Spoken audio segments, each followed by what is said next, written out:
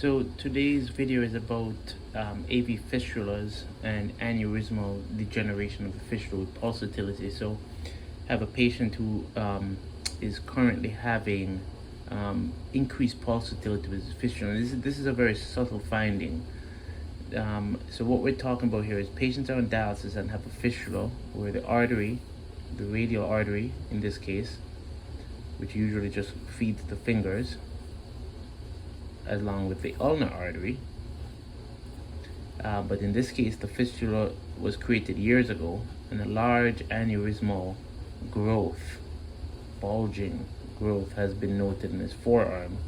And so the blood usually goes now this way, and then up and turns and goes this way. So this is all filled with blood now. This is his aneurysm on his arm. And when you look at the picture, which I showed at the beginning of this video, you can see the big aneurysmal growth here within this part of the blood vessel. So this is called what we all call the fistula, or you can in a more generic term is an access, which is how a patient on dialysis gets access to dialysis, or how we get access to dialysis, or how we're able to then pull blood from the patient's arm and clean it and give it back to them. So usually what would happen is, in the dialysis center, a nurse would put in a needle here, or a tech or some supervised personnel, somebody who's trained to do this. And this would happen Monday, Wednesday, Friday, Tuesday, Thursday, Saturday, 3 times a week usually, or whatever is really required for the patient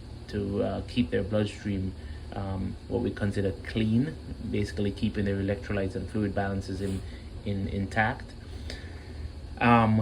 So in this case, what was interesting to me was the fistula has been aneurysmal for years, and there's no increase in size of the aneurysms, which would be something that you would consider wanting to treat, or there's no skin changes. So the aneurysm hasn't gotten so big that there's an ulcer on the skin.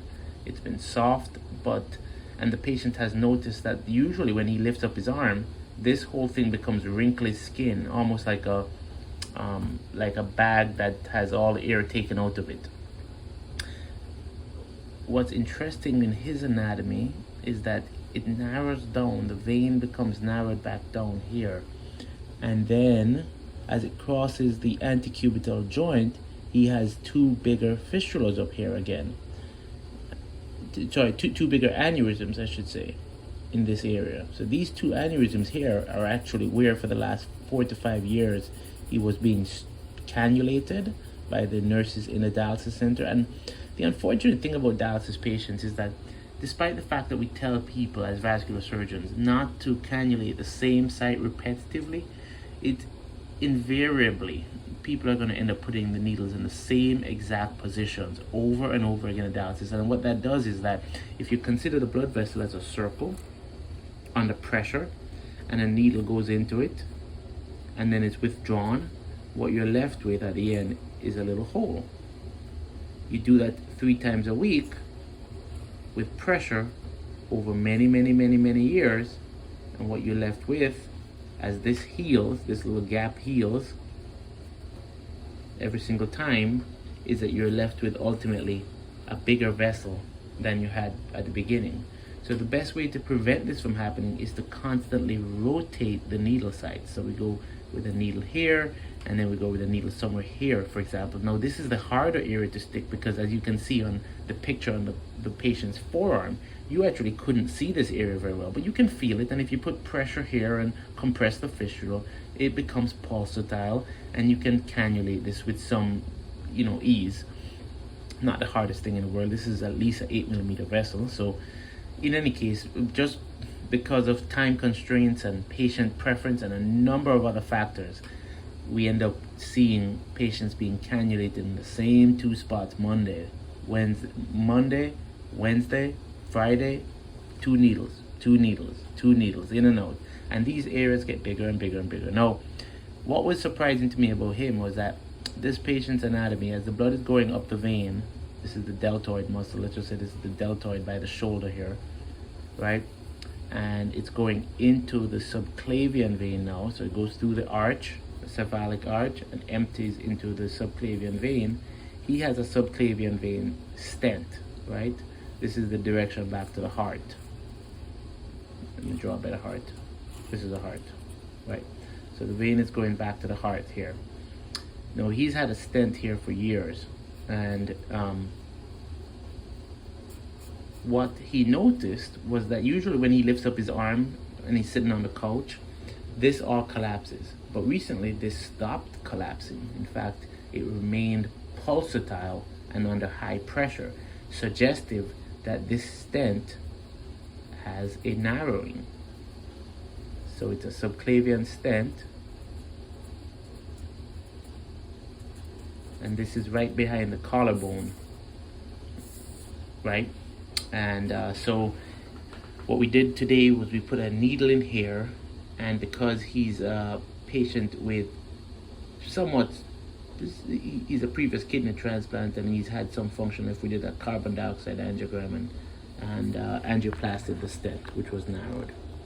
But that is essentially the important part of the AV fistula diameter, is to remember that you have an artery that's coming from the heart, supplying the hand, and then you have flow coming backwards through the fistula. You have sometimes you can have central stents behind the collarbone, or in other places, depending on where the surgeons or interventionists have had to do procedures in the past. Now, is there anything else that we're missing? The reasons to treat an aneurysm usually is if the skin is dying or ulcered, or if there's bleeding. Other reasons which are not so serious are if you're just having difficulty with cannulating it because the aneurysm has gotten so big and has thrombus in it, and they're just having difficulty getting reliable access with it. If the whole system has grown so that there's so much blood going down the artery and back into the heart that the heart is under high pressure. Remember, the heart is pumping 5 liters of blood to the entire body, but 3 to 5 liters of blood depending on your cardiac output and your body size. But if all of a sudden you're pumping 2 liters extra blood or 3 liters extra blood to this through a short circuit, which quickly returns back to the heart, to the right side of the heart, then that heart could be under a lot more stress, especially given the fact that every single heartbeat you're now working, you're basically pumping 7 liters of blood where previously you were pumping 5, or 5 when you were previously pumping 3. So it's not high output congestive heart failure due to an aneurysm or due to aneurysmal degeneration of an axis can certainly happen, and that would be an indication to treat and maybe narrow down the fistula or band it, or create some alternative configuration that lowers the amount of flow going through this axis without sacrificing the axis completely.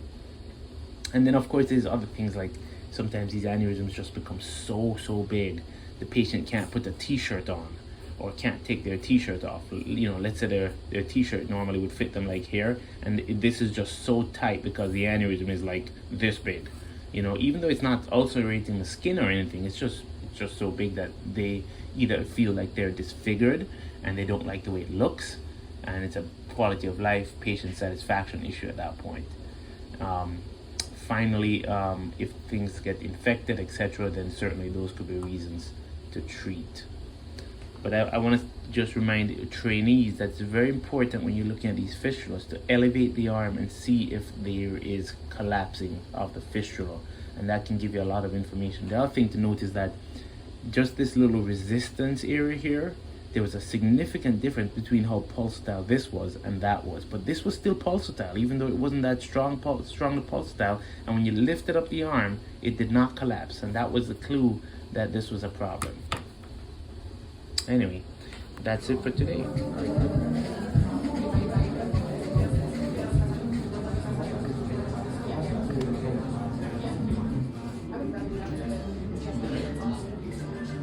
Music.